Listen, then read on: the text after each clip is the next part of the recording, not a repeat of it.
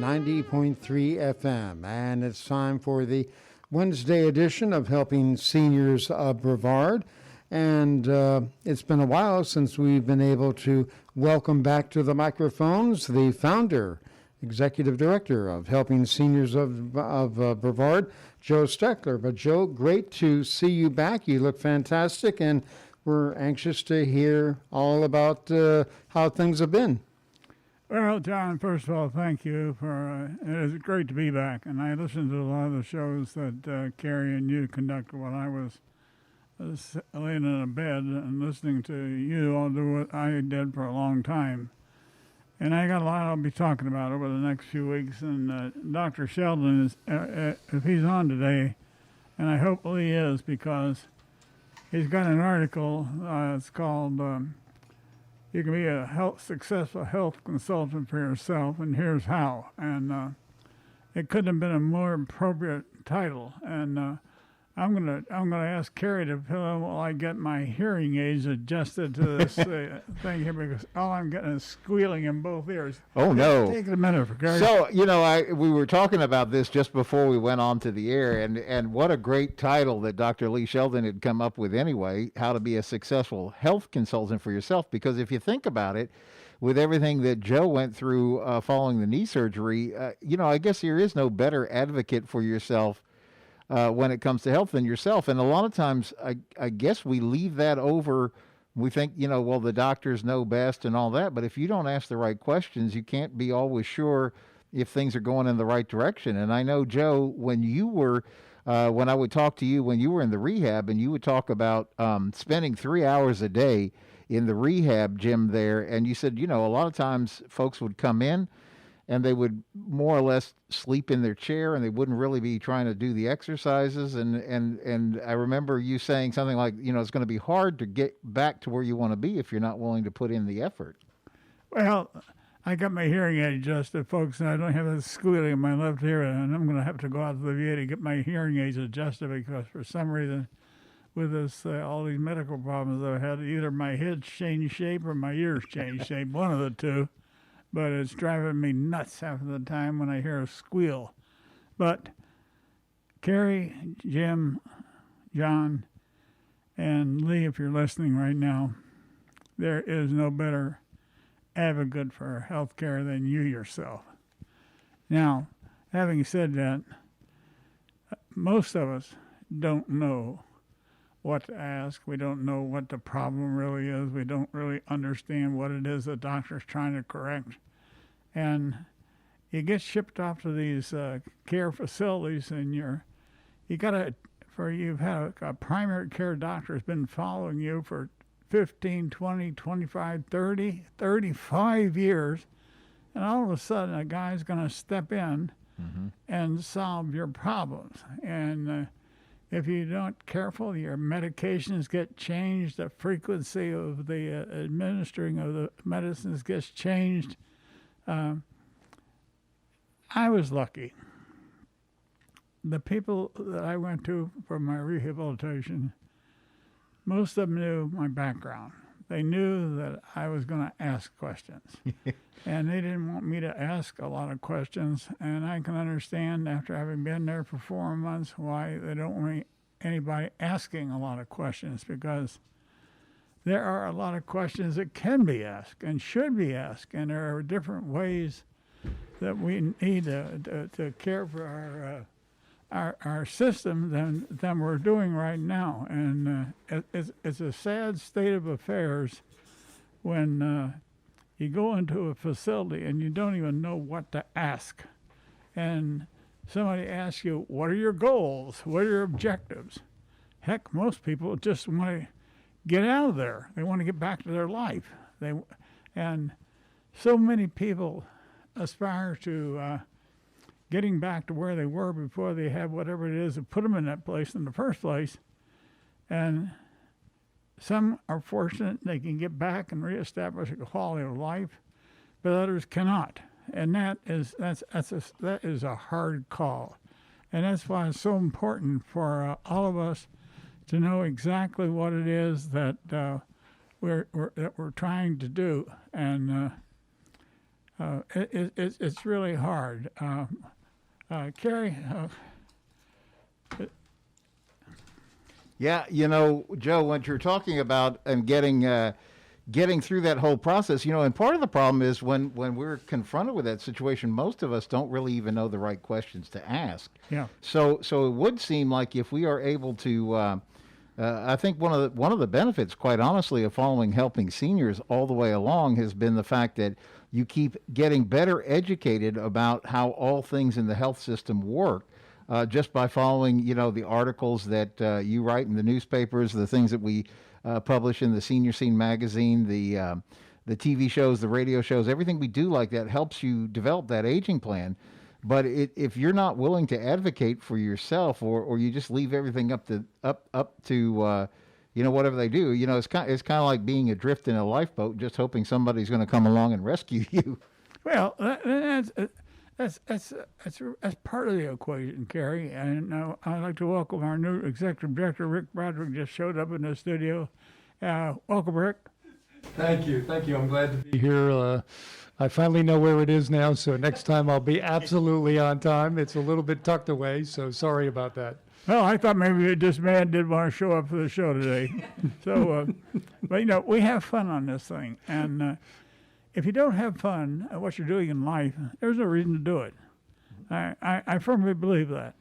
And as I started this thing, folks, 4 months ago, my odyssey started when I had my knee surgery last August. And there's been a lot of things going on. We've been trying to find somebody that would come in and do the job I've been doing because, I am 87 now, and you do get old, and there are limits to what a person can do when you get old. But I don't believe it. I still am going to be able to do what I want to do, and having say that with certain boundaries. But Joe, I think to throw in there that there may be limits to things that you can do as you get older, but there's also unlimits to a lot of things that you can provide others. As you get older, you get much more wise. If you're smart, you get more knowledgeable. And we should be able to, as younger, and I'm now getting into the aged group myself, but as younger people, we should value that. We need to value age. We often talk about family values in this country, and I think that they are something that needs to be strengthened. But more than that, I really believe it starts with respect for the elderly. We've got to put that respect, and some of it is we've got to earn it as those of us that are getting older. And Joe, you've done a great job of earning that respect from the community because of what you've given back. Well, that's true, Rick. But I looked around. I've written the articles. You can go to our website, Helping Seniors. Brevard.org. And if you don't believe what we're talking about on the radio show, folks, go and take a look at the articles that are written, that are archived there, and they will reinforce what we're talking about on our show today. And, both men and women are guilty of this as we get older. There's a saying called couch potato. And too many of us are willing to become couch potatoes as we go over. And as we add more around the waist and in a rear end area, and our arms show a decline in ability to lift up that massive amount of stuff that we put around our body. And as we go older, we need those arms. We need them desperately to help us because so many of us experience a fall, and a fall does tremendous things to a body. It can really, really hurt you, and many of us cannot recover from a fall. Many of us are fortunate that we can, and a lot of it is determination. But folks, I'm going to tell you quite honestly, if the American people don't do more about taking care of themselves as they age, There is no doctor in this system or nurse in this system that is going to be able to solve the problem. You yourself are your greatest consultant. You know your body. You know when there's something that tells you that you're doing something right or wrong. And is Dr. Sheldon on yet? Okay, can we try and give him a call so that we can see if we can make sure that Lee gets on? Because I know Lee would love to be on this show today because he is one of the greatest advocates in this county for weight control and sugar control and doing the things that we can do as we become more senior every day, the things that we can do to help ourselves. And if we just want to let it go, yeah, let it go. But I don't want to do that. I want to be able to help people. I want to be able to help myself. And every time I think about having to get up and take a step on my walker when my knees hurt, it makes me mad that I can't fight it harder than I am. But sometimes your body just tells you, folks, that there's a limit. Joe, while we're waiting for Lee Sheldon, we have a COVID update that we've been doing. This is a press conference from Ron DeSantis in which he's announcing the fact that the Walmart stores and several here in Brevard County will be offering shots to the public. And while we're waiting for Lee, let's give a listen to that. So beginning on Friday, there'll be 119 Walmart stores across 34 counties that will begin offering COVID-19 vaccinations for senior citizens. And this is over 30% of their total footprint in Florida, which is a really, really good start. They're getting allocated about, about 25,000? Right. So around 25,000 doses for the Walmart portion of the mission. And I think that they have a great plan. They're spreading it pretty far and wide. And then as those doses increase from the federal government, they'll be able to do more shots at each store without much of a problem. We're here in Northeast Florida partially because there's a great announcement for Duval County. They're going to have 18 Walmarts right here in Duval County that are going to start giving shots on Friday. And so that'll be really, really good for folks in the Jacksonville area. But it's not just that. There's going to be one of the Walmarts in Baker, one in Bradford, one in Clay, and one in Columbia. And so some of those areas didn't have the Publix footprint. And so when we talked to Monish and we talked to the Walmart team, we said, okay, there's a certain Publix footprint. If you guys could take a look at that and then look at your footprint and focus on areas where you didn't have a retail pharmacy footprint already, that would really be helpful. So clearly Duval was one of the ones that didn't have the Publix. Now Duval's done very well. 42% of all seniors have gotten at least one shot in Duval. That's better than the state average because you have a good, strong hospitals and a good health system. But I think this will supplement those efforts and really, really be good for senior citizens. So the federal pharmacy program also allows us to expand to other retail pharmacies. So we've already had the relationship with Publix, but that was when the state would get an allocation. Some of those were set aside for Publix. Obviously, we said the hospitals, county health, state sites, church missions, all these different things. These are additional doses, not even counting what we're already doing from the federal pharmacy program. So Publix will also get more doses now than they had been getting just from the state, and so they are also going to expand. So right now they're in 325 pharmacies across 23 counties.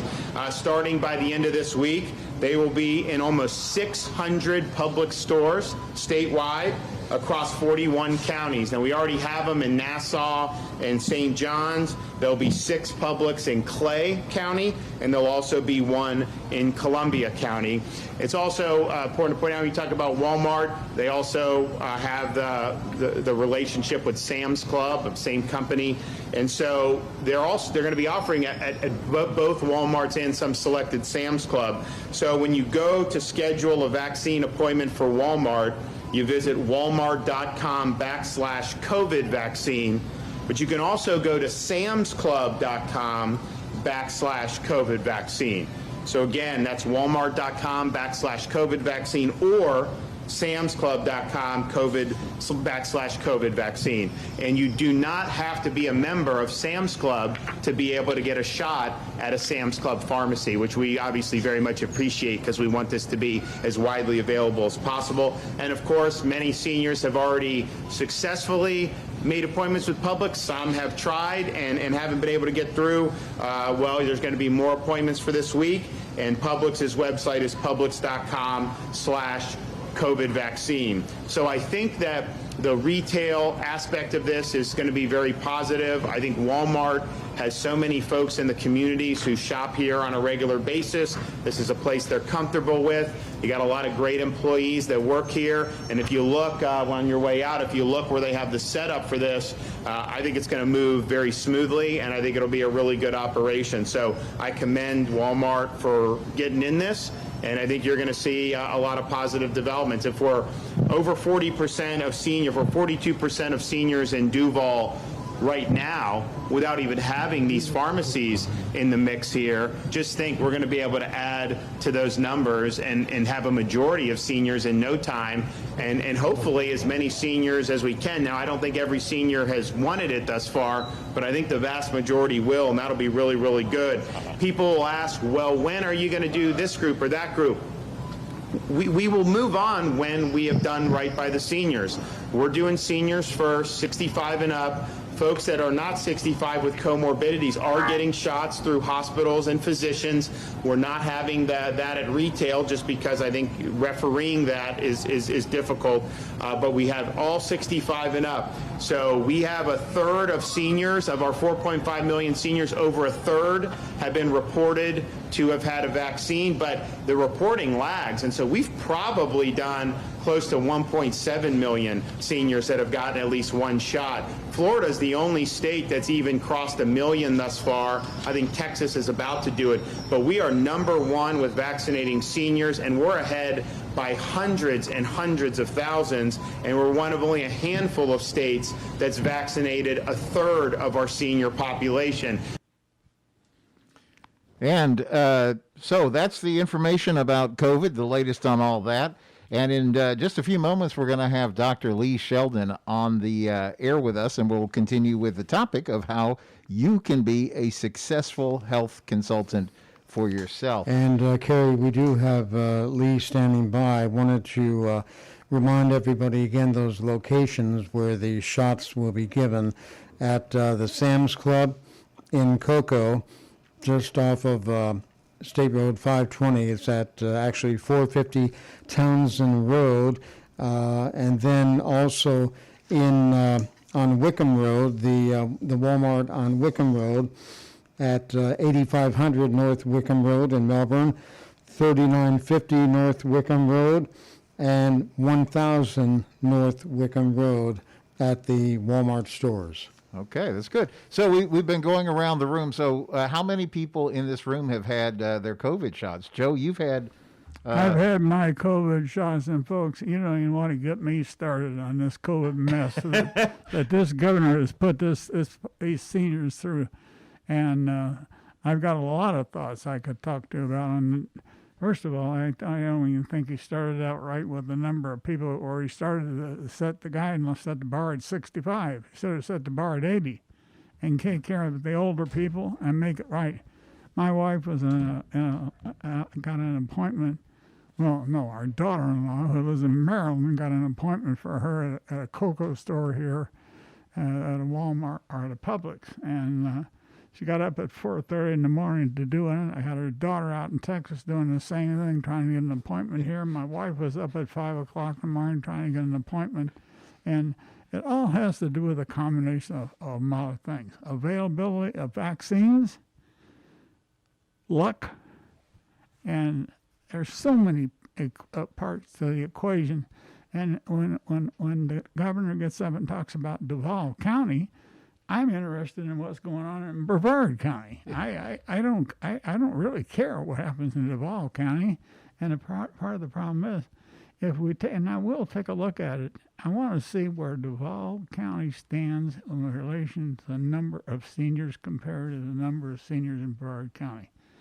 Years ago, Brevard County, Florida, ranked number 7 out of 3,067 counties in the United States of America in terms of numbers of seniors over the age of 65.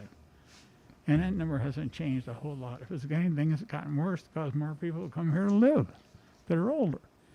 And this is why I've advocated so long, folks, for an advocacy council composed of seniors that would fight for what seniors thought was right for them.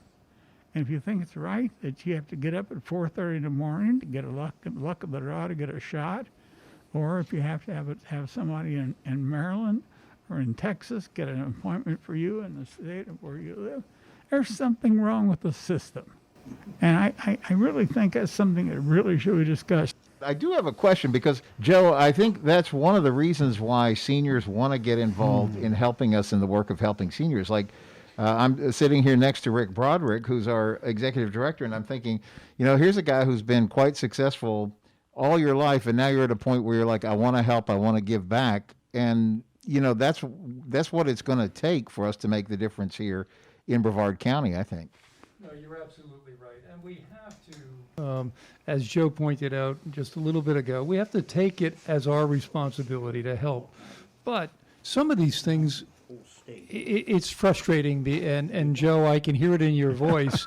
It's frustrating because common sense doesn't always rule. When we think about the way that these vaccines have been handed out, and it's just everybody 55 in a group, that does not make sense. And it would not have been that hard to say, 65 or 75 first. And then in that first group, obviously we had to have the medical and first aid suppliers to be first on the group. Everybody understood that. But then the second on the group should have been those that had met some of the criteria, whether it was 65 and over with a medical condition. I'm surprised. I mean, I'll just speak on a selfish thing, but I have a pacemaker defibrillator, and yet that had no bearing at all onto whether, and I have not been able to get it either here in Florida, and I've been trying now for 2 weeks, or in Illinois that I tried for the last month. I have not been able to be scheduled yet. Well, you're only 65. That's it. I'm only 65. Yeah. There's 2 decades difference between you and me. I agree with you. We're not talking 2 years, folks. We're talking two decades. And it should be. And I don't disagree. It should have been set for those 85 and above, and that list would have been easy to have accomplished. And then it should have gone down to 75 and above, and even the 75 and above should have been with medical conditions first. Right. And then it should have been 65 and above, medical conditions, everyone else, and then you go down to the 55. It's not that hard to do. But Kerry, we've got Lee Sheldon on the line, but we're also coming up to our break. All right. Let's just make sure he can hear you. Hey, Dr. Sheldon, welcome to the show. Hi, Kerry. Good. We're going to have an exciting second half of the show because we're going to be talking about your topic, Dr. Lee Sheldon, how to be a successful health consultant for yourself. We kind of started the dialogue, but we're going to keep it going, so stay tuned. All right, and we're back for part 2 of Helping Seniors Radio. And, this is actually sort of like a family reunion, right? Because I'm thinking, Joe Steckler, this is your first day back here in the radio studio with us in months. We have Dr. Lee Sheldon with us, who you and he go back well before there was even a Helping Seniors. And Lee and I could always get a good argument going. So, Joe, hi. Hi, Lee. It's good to talk with you. Yeah, I was really excited when I saw your article, and it's going to take several shows, and with Rick Broderick being here and Kerry Fink, I like just the 3 of us here with John at the board, and people like you on the phone where we can talk about this. But my own experience of the last 5 months of hospitals, rehabilitation centers, and rehab centers, and I've watched people. You get out of almost everything in life what you put into it, and if you really want to come back from something, unless there's something really bad happen, you can make it happen for yourself if you want to bad enough. But if you let yourself go And then, like you and I've talked, Lee, and suck up those sugars and all the proteins to the excess that you don't need all this stuff, and you put a big belt around your waist, and you try to lift yourself up when you have medical problems. It's hard, and that's one of the things you're pointing out in your article, Lee. Well, it's true. I mean, there are a number of things in the article, but that's not. We can talk about the article if you like, but I think when you experience what you've just experienced, which has been a long time coming, you're so dependent upon others to make decisions for you, aren't you? You're very dependent on other people to make decisions for you and hope those decisions are correct. That's right. You are dependent on other people, but if you're not willing to put an effort into it beyond what they expect you to do, it's going to be really hard to accomplish anything in a rehab center. You're darn right. If we go back to the article, and the article itself talked about the difference between following the science and following the scientist, which is what Dennis Prager just wrote about. We're very much dependent upon the decision makers because none of us, including me, participated in the science. Mm-hmm. I didn't collect the data. I didn't determine what my biases were. I didn't do anything but read what somebody else wrote. Yeah. And so when we're seeing doctors, particularly doctors, but anybody, we're more dependent upon their judgment than we are on what this supposed science is all about. I mean, everybody's saying follow the science, follow the science, follow the science. It's something that sounds good, but it's about as big a piece of baloney as you can possibly as you can possibly state. Nobody knows how to follow the science. Science is a series of observations that are done supposedly in a controlled environment so you can measure the result and the outcome of something. And if you take a look at all of the articles on a particular subject, there might be 10%, if we're lucky, that aren't biased. We then have to sort out those biases, and since most of us don't read the medical literature, I do, but most of us don't read the medical literature, then you're depending upon somebody like me to read it, interpret correctly, and then report it to you. And I'm a doctor type. You can imagine listening to reporters talking about the science, because the reporters are influenced not just by what they read of the science, because they don't read it, but they're influenced by the people who say it, like Dr. Fauci. And then you have to interpret what the reporter is interpreting from Dr. Fauci, who's interpreting what he read in the literature. Wow. Not knowing the biases of Dr. Fauci, not knowing the biases of the TV or the radio station or the newspaper, not knowing the biases of the reporter. And so when you start hearing what the reporter says, you might as well disregard it. Doc, this is Rick Broderick, and I'm glad to have met you here on the radio, and I look forward to getting together with you in the future. But I couldn't agree with you more, and it's not just the biased, but especially the news and the others that are not in the medical field, but even the medical field clearly hears what they want to hear. And, you can read the same article. I'm a deacon, so take it to the Bible. You can read the Bible. Two people can read it and get two different interpretations. And that's the same thing that we have here. And how many times have we seen that with Dr. Fauci? That he's come across, wear masks, don't wear masks, wear two masks. I mean, this whole thing about wearing 2 or 3 masks has me like, okay, why don't we just stop breathing? And so we've got to be. The point of my article is we've got to be really careful. And frankly, if you're hiring me as a healthcare professional, you're relying on my judgment because you can't rely unless you know how to read the medical literature. You can't rely on the science. Now there is one way of looking at it, and that is the Cochrane Review. The Cochrane Review is something that's written in advanced layperson's language, and what the Cochrane Review does, and anybody can get to the Cochrane Review online, is the Cochrane Review will take a particular topic. So let's assume in my field they take a topic, fluoride, and they'll look at all of the literature on fluoride. They'll discount the biased reports, and then they'll look at the unbiased reports in order to be able to come to the conclusion you can come to based on the medical literature. That's as close as we can come to non-bias in the medical literature. There's actually a website called retractionwatch.com.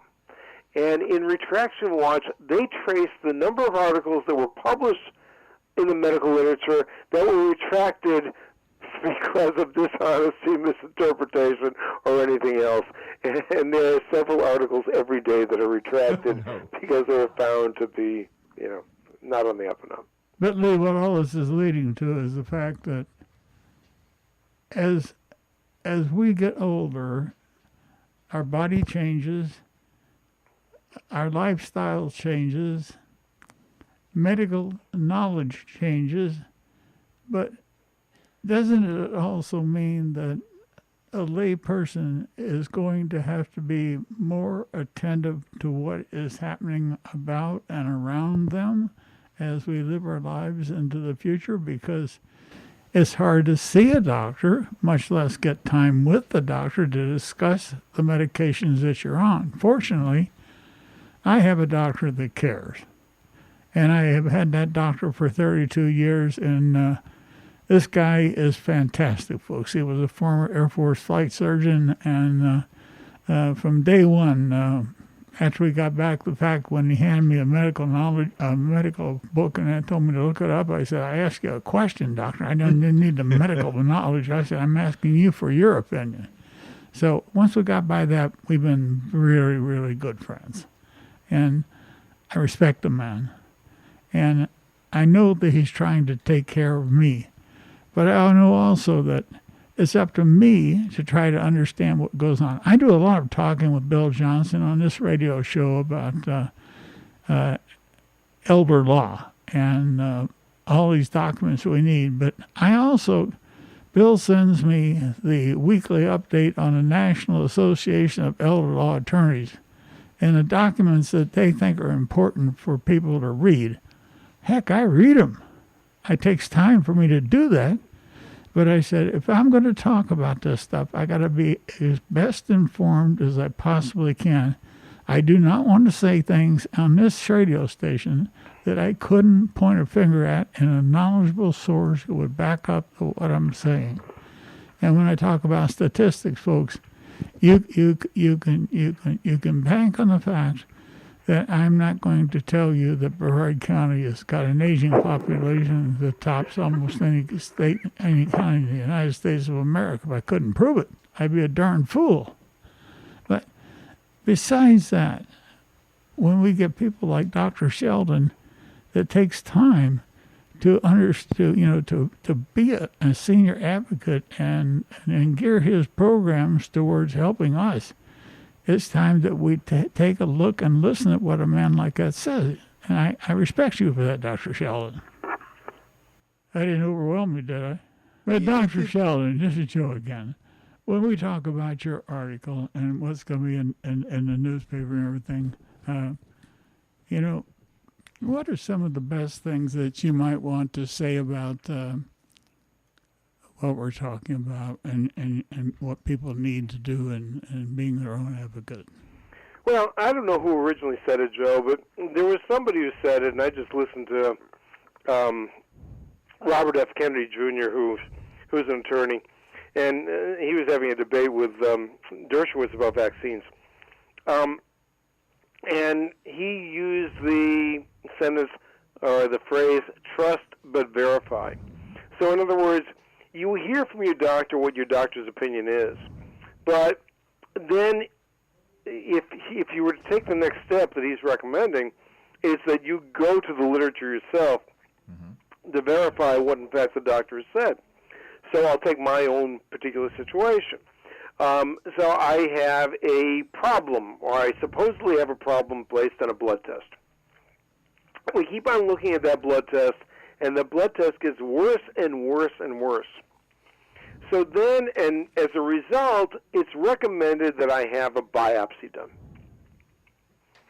So I go back into the literature, and then I look at the interpretations of the literature, and it turns out that this blood test is not diagnostic of anything, but because of an agreement between the pharmaceutical companies and the particular specialty of medicine, they have decided that it's okay to follow that, even though it's not mentioned in the literature. And what you're supposed to say is, listen, this is an indicator of this, but it's not proven. And that was the agreement that was made between the association and the pharmaceutical company and the people who test. Well, the doctors who listened to that said, okay, that means that that test is valid, and so that test, therefore, is an important test to be done. But when you go back into the original medical literature, as I just said, there's no evidence that that, in fact, is the case. So when we talk about trust but verify, the doctor is biased. I'm biased. You're seeing me for an opinion. I'm biased based on what I've read as well as what's worked for me in my own dental practice. If you're seeing a physician, the physician is biased by a number of things, including the pharmaceutical company, which is where most physicians get their education. And so while the doctor may have a valid opinion, his opinion may also be, or his or her opinion may not be the opinion that applies to you, and then unfortunately you're put in a position of doing your homework or getting a second opinion. Because understand, an opinion is only an opinion. An opinion is not necessarily anything other than an opinion. But you need those opinions to make a decision. You do, but how do you know whether that opinion really applies to you or not? Right. And I'm thinking in terms certainly about platelet counts. A normal person, platelets are running the 80s, high 80s, 90,000. And when those platelets start dropping down to the 70s, the 60s, the 50s, get down to the 30s, they start to worry, because that's an indicator that other things could be happening in a body. And just like if you had had a patient that was coming in for major dental surgery, and their platelet count was low, that would be a problem possibly in the blood coagulating so that you could perform the surgery, correct? Well, there's no question about it. Right. But take it in my field.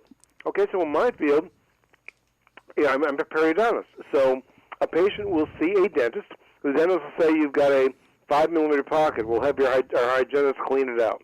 The pocket becomes a 7-millimeter pocket. Well, our hygienist will get you numb, we'll clean it out again. It becomes a 9-millimeter pocket, and finally the tooth comes out. What should that patient have done? The patient should have been referred to a periodontist, because the periodontist does more than just scale teeth. And so if I see that patient early enough, I'm going to do all sorts of things, including take a culture of the bacteria to find out what's growing there, to find out whether an antibiotic might help. But you make the case for what we're talking about. I make the case for making sure that you get a knowledgeable opinion. You're correct. Right, and what I'm saying is that as our country ages, as we age, and our bodies age, we have things happening in our body that more people are going to have to pay more attention to what the results of the blood tests that they get. They should ask the doctor questions. What is this an indicator of? Now, heck, far, I with all the surgeries and everything I've had, I want to know. I want to know if those platelet counts are high or low, because it's extremely important as to what I subject my body to. So it's important, and I don't care. And you just made a case yourself, because as in your business of dental implants, you don't want to do things that are really invasive in the body if the body can't I stand agree it. to an extent. I'm not going to. I never agree with you all the way, right? I mean, that's just the way we've operated for the past 20 years. And this is Rick. Let me just jump in there too, because Hi, Rick. Now I know your name. Hi, Dr. Sheldon. And I'm glad now I know your specialty. I wish I knew you a little while longer. I would have had one of my back teeth still. Anyway, I think you bring out a remarkable point, and one that to me I've heard before, and now that I'm actually living it, which is funny, it actually always seems a little bit more important when it is impacting you. But there's so many people that are on a lot of different meds. And you just talked about it, the fact that, the doc does do his job, but he's really educated by the pharmaceutical. So when the new one comes out, how many people are switched from something they've been on to this new? It's going to do so much more for you. But under whatever plan they're under, it might cost them enough that it's a big deal to them. And what happens to a lot of seniors, I know it from my mom's perspective, is they just either cut it in half, or for this month, I can't afford it, I just won't take it. And wouldn't it be great if we had some type of place to go to that could say, instead of Epilarone, you could be on Prasugrel or whatever, and one is a generic, the other one's brand new, so it doesn't have a generic, but the other one does enough, and I can get you that for $2, whereas the other one's $23 for a month. And for some people, the difference between $2 and $23 is I'm buying the $2. Or right now, if they don't even know about it, I'm going without. Mm-hmm. So these are things I think we just need to try to figure out how. And Doc, I think you're right, but I would take it a step further, because we're just saying it's extremely valid. But understand that in the United States, we are the most medicated country in the entire world. Mm-hmm. If we're the most medicated country in the entire world, then we should have a life expectancy that's greater than anybody, if in fact medication is the answer. Mm-hmm. And what you'll find is in other countries, there are other things that people, health professionals, including doctors as well as non-doctors, pay attention to, so they may not need as much medication. Beautifully said. Then it's how do you create your own opportunities in a pharmaceutically driven environment, which is where we are here. And the answer is sometimes we need to step back, and we need to look at perhaps other fields that take care of health in addition to the MD, in order to be able to get a more complete answer than just control the symptom with the medication. Yeah, and another point that I think is part of this, and I think it's the underlying theme of everything that we've been talking about today, Dr. Sheldon, is that you have to look at this. That's why I like the title of this, Successful Health Consultant for Yourself, because especially if somebody runs to several different doctors and has this specialist and this person over here to help treat this, if all that information isn't coordinated, then it's kind of like the right hand not knowing what the left hand is doing, and you're really the only person that understands the full story. Rick, can you repeat what Kerry said? I think he's practicing audio distancing. Yeah, well, we want to keep everybody safe, right?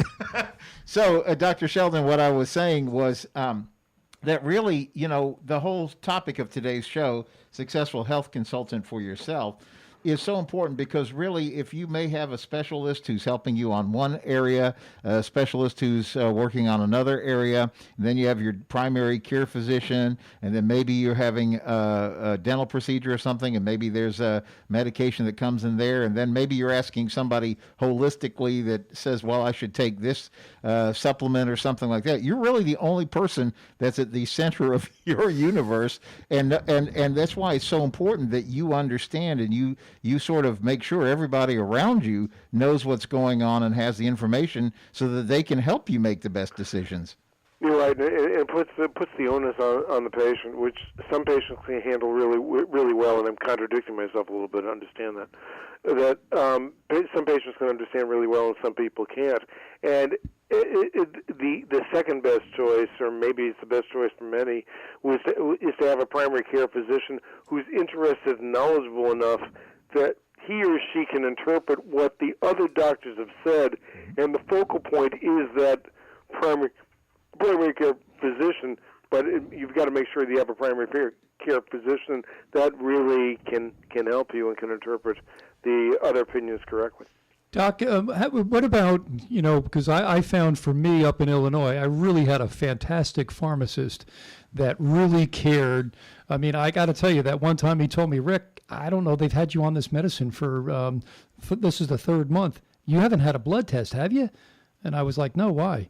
He said, this is one that really raises potassium in people. And he was right. As soon as I got a blood test, I was well over normal limits for potassium. But I didn't know anything about it. I'm eating bananas. I'm, doing everything wrong, sweet potatoes and bananas. And, I shouldn't have done either one.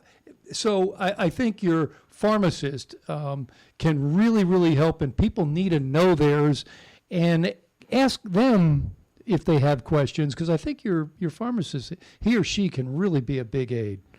Rick, I think that's an excellent point. You'd have to find a pharmacist who's willing to go out on a limb a little bit, but they know their medications better than I do. So we are literally at the wrap-up point for today's Helping Seniors radio show. Joe, it's been great to have you back in the studio. Well, I got a lot more to say on this subject. We'll talk about it in the weeks to come. But seniors, be prepared in 22 and 21 to be a better advocate for yourself. And we're going to work on it. We'll work together to do it. Yes, and thank you, Rick, for being here, and Dr. Sheldon, thank you for being here, too. We'll see you next week on Helping Seniors. I got that part of it, Kerry. You're welcome. Great to be with you again. We'll see you soon on Doc, Helping I'm Seniors still Radio. glad that I got to talk to you direct, because that was really good. I can't wait to meet you.